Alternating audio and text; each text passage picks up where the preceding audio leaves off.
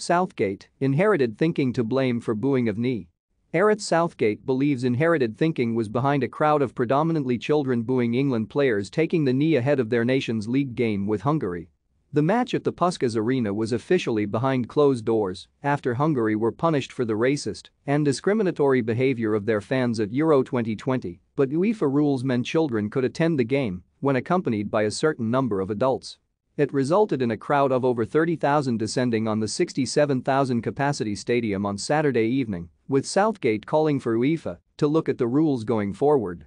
When England players took the knee before kick-off as part of their stand against all forms of discrimination and racism, they were booed by some sections of the crowd. Southgate has admitted he was surprised by the reaction, but put it down to inherited thinking having an influence.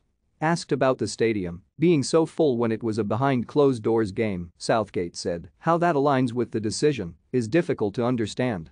From a development perspective, I want and need the team to be playing in front of supporters. But of course, that is not the point in this instance, so I am torn on what we actually got from that and actually what the reality should have been. So I think that needs some consideration without a doubt." In actual fact, the atmosphere, when we arrived at the stadium, there were kids lining the streets, it was really friendly. They were waving when we were walking out to warm up. I thought there were pantomime boos when our team came out to warm up, but that was different with the taking of the knee, but that felt like inherited thinking to me. What I would say is I hear that still in our stadiums as well. So, that's why we do it, that's why we continue to take that stand, and we will keep doing that as a team.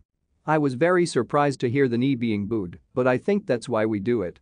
We do it to try to educate, and I think young people can only be influenced by older people.